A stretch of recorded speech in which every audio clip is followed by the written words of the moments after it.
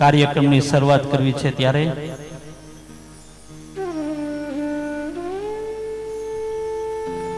ભૂલો ભલે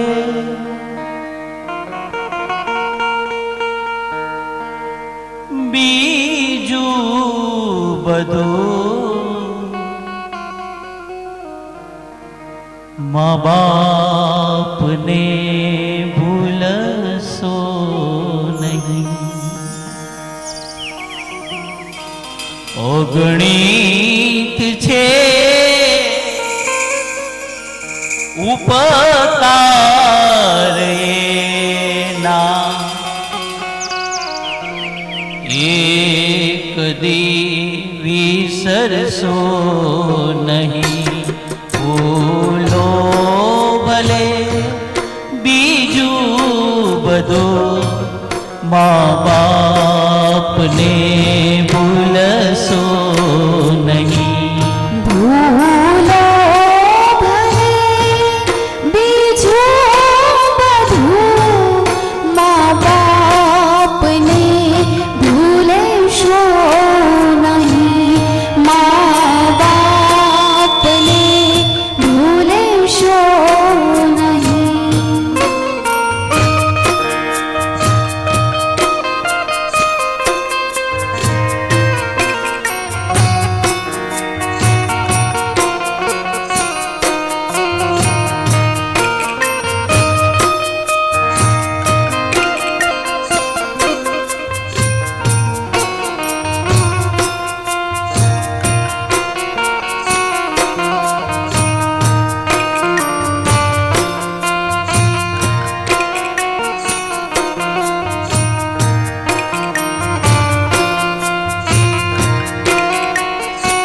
આ દુનિયાની અંદર અપ ટુ ડેટ વહુને વૃદ્ધ મા બાપ ગમતા નથી હો.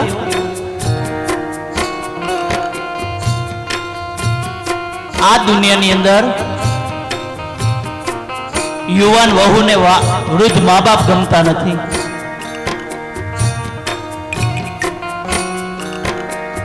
અરે વૃક્ષ ગમે તેટલું મોટું થઈ જાય, ગમે તેટલું ઘટાદાર થઈ જાય, વડીલો એ ફળ ન આપે પણ છાંયડો જરૂર આપે.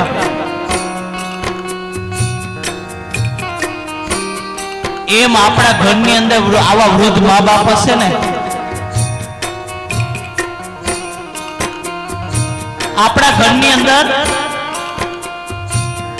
જીવતો ને જાગતો દીવો આપણા મા બાપ હશે ને, માતાઓ ઈ કઈ કામ નહીં કરે પણ આપણા દીકરા દીકરીઓનું તો જરૂર ધ્યાન રાખશે હો.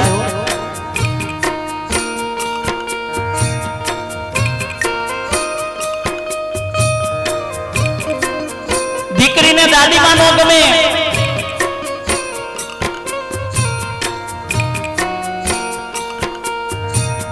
કારણ કે દીકરી 6 વાગ્યાનું કોલેજ કે આવવાનું કહી ગયું હોય ને 7 વાગે આવે ને એટલે ઓલી દાદીમાં પૂછે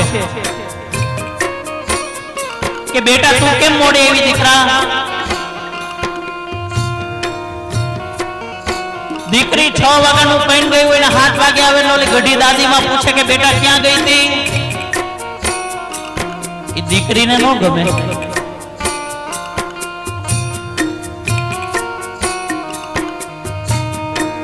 દીકરી તરત એના પપ્પાને જઈને ફરિયાદ કરે કે પપ્પા મને દાદીમાં ટક કરે છે, પપ્પા મને દાદીમાં ગમતા નથી પપ્પા. દીકરી તરત એના પપ્પાને ફરિયાદ કર્યો.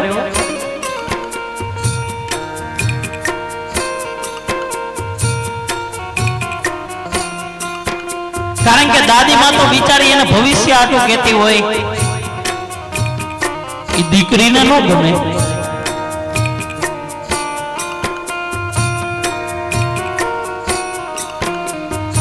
કોકનો ફોન આવે એટલે તરત જ અંદરની રૂમમાં વહી જાય. એટલે દાદીમાં પૂછે કે દીકરા કોનો ફોન હતો.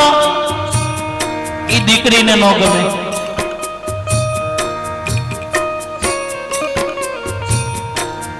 પપ્પા મને દાદીમાં ગમતા નથી હો.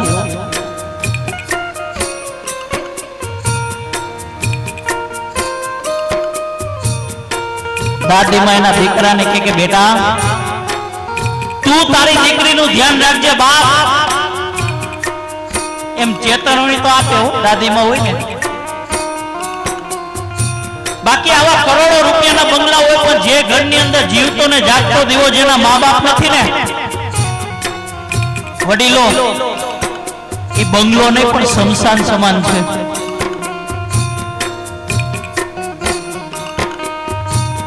ઈ આ દુનિયાની અંદર ભિખારીમાં ભિખારી માણસ છે બાપ, પણ દરરોજનું દરરોજ કરીને ખાતો હોય, 10 બાય 10 ની ઓરડીમાં રહેતો હોય, પણ જે ઘરની અંદર જીવતો ને જાગતો દીવો જેના મા બાપ છે ને એ આ દુનિયાની અંદર સિકંદરમાં સિકંદર છે. કારણ કે તમે જો તમારા મા બાપની સેવા કરશો ને, કોઈની માળા નહીં કરવી પડે, ક્યાંય મંદિરે નહીં જવું પડે, કોઈની જાત્રાઓ નહીં કરવી પડે બાપ. તમે તમારા મા બાપની સેવા કરશો ને, કોઈની માળા નહીં કરવી પડે, પણ તમારા દર્શન કરવા મારો દ્વારકાધીશ તમારા દર્શન કરવા આવશે બાપ. મારો દ્વારકાધીશ તમારા દર્શન કરવા આવશે ત્યારે મારો પુનિત મહારાજ શું કહે છે? ઓ ભલે લાખો કમાતા હો, ભલે મા બાપ જેથી ના ઠર્યા, મા બાપ જેથી ના ઠર્યા, મા બાપ જેથી ના ઠર્યા. ભલે લાખો કમાતા હો, ભલે મા બાપ જેથી ના ઠર્યા, એ લાખ નહીં પણ રાખ છે, એ લાખ નહીં પણ રાખ છે, એ માનવું ભૂલશો નહીં. ભૂલો બીજું બધું મા બાપને ભૂલશો નહીં, મા બાપને ભૂલશો નહીં. અગણિત છે ઉપકાર એના, એક દી વિસરશો નહીં, મા બાપને ભૂલશો નહીં.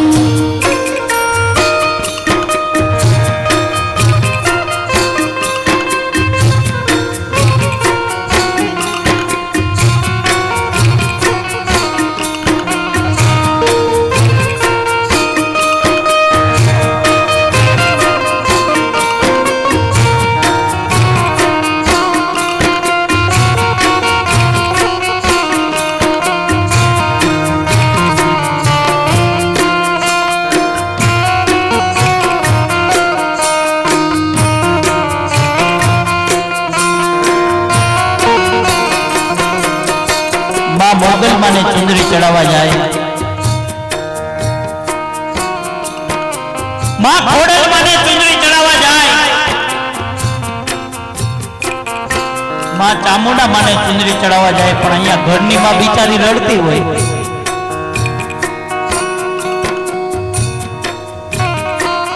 વડીલો, હું આજે મા બાપને ભૂલશો નહીં પ્રોગ્રામ કરું છું ને, પણ મારી સાથે નથી, પણ હું એની સાથે છું. મારા મા બાપ મારી સાથે નથી માતાઓ, હું એની સાથે રહું છું.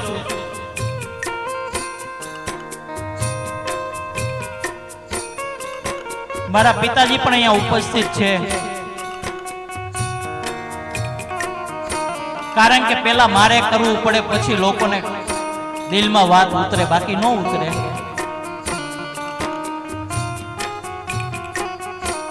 અરે મોગલ માને ચુંદડી ચડાવવા જાય,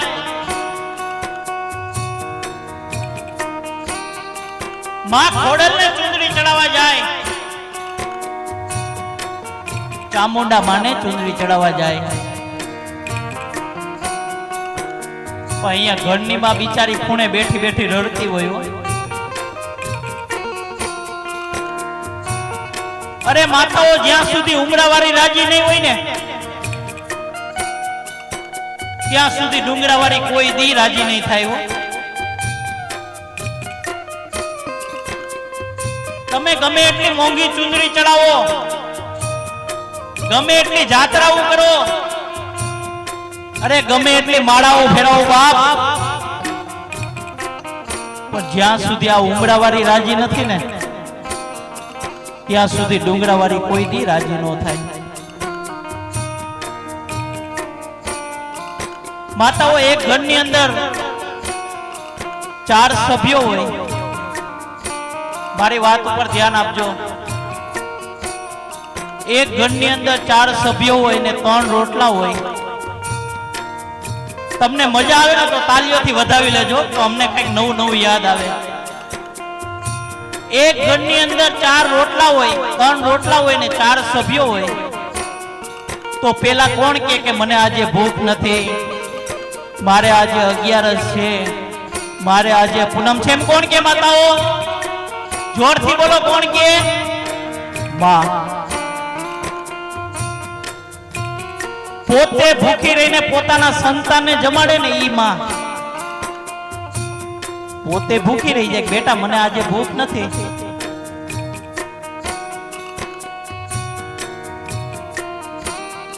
અને પોતાના સંતાનને જમાડે.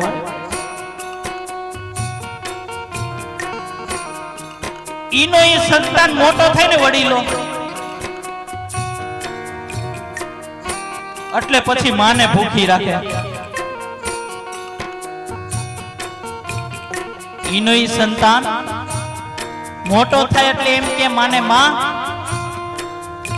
તને નો ખબર પડે માં, તું સાઈડમાં બેસી જા. ત્યારે માને બહુ દુઃખ થાય કે દીકરા મને નહોતી ખબર પડતી ને, બેટા મને નહોતી ખબર પડતી ને એટલે મેં તને આ 25 વર્ષનો કર્યો. મને નહોતી ખબર પડતી એટલે મેં તને આ 25 વર્ષનો કર્યો બાપ. જો મને તેથી આ ખબર પડી ગઈ હોત ને કે તું મોટો થઈને મને આવો જવાબ આપીશ, મને જન્મ દીધો ત્યારે જો ખબર પડી ગઈ હોત ને વડીલો કે મોટો થઈને તું મને આવો જવાબ આપીશ, તો ક્યારનો તને અનાથ આશ્રમ ભેગો કરી દીધો હોત બાપ.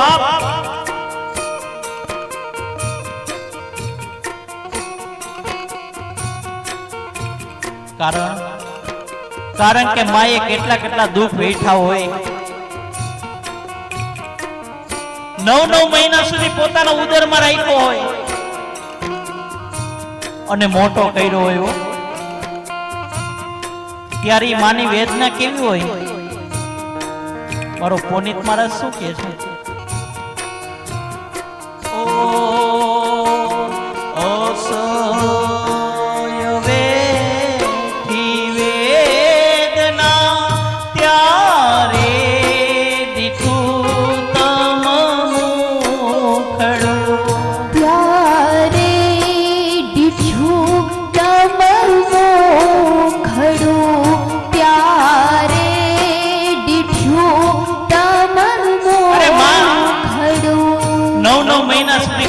ઉદરમાં રાખે ને, મારા દીકરાને કઈ તકલીફ ન પડવી જોઈએ, મારી દીકરીને કઈ તકલીફ ન પડવી જોઈએ. એના દીકરાને તકલીફ પડે એવું ખાય નહીં, અને પાડી પોસીને મોટો કરે. માં ઓળખ આપી કે બેટા આ તારા પિતા થાય, બેટા આ તારા ફુવા થાય, બેટા આ તારા મામા થાય. એ માં ઓળખાણ આપે.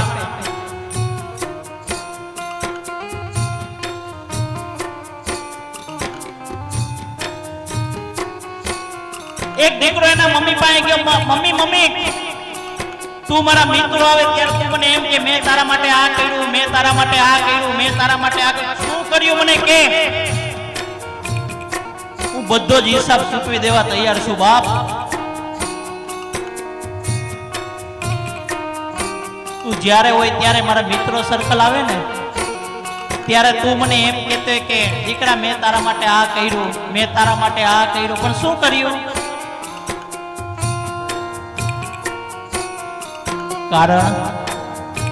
કારણ કે કરીને હિસાબ રાખે ને એ કોઈ દી માં ન હોય, અને કરીને હિસાબ ન રાખે ને ઈ માં. દીકરાને સેવી લે પણ હિસાબ ન રાખે.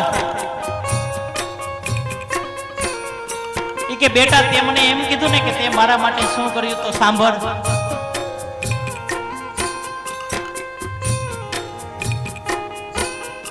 મેં તને 9 મહિના સુધી ઉદરમાં રાખ્યો, એનું 1 મહિનાનું ભાડું તું શું ચૂકવીશ?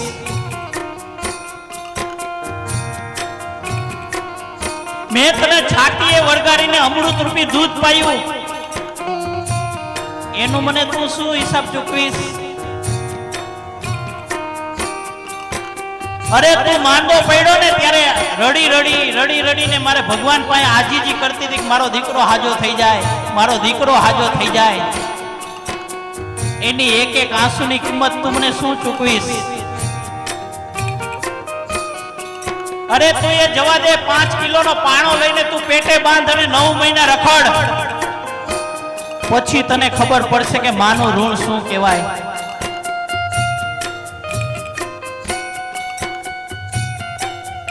દીકરાની બુદ્ધિ આવી ગઈ ઠેકાણે હો કે માં તારું ઋણ કોઈ ન ચૂકવી શકે માં. અરે મારા ઠાકોરજીનું પણ દેવાળું ફૂંકાઈ જાય.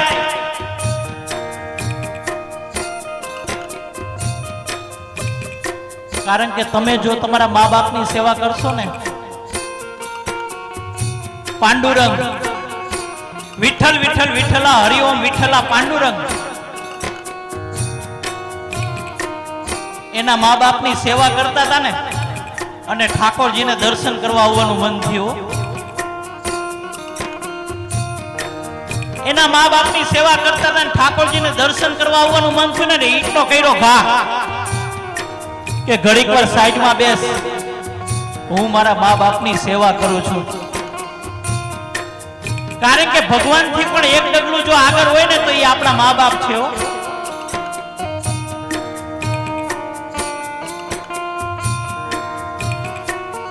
દ્વારકાધીશ ઈટ ઉપર બેઠા હતા, એના મા બાપની સેવા કરી લીધી ને પછી પાંડુરંગના દર્શન કર્યા. બાપ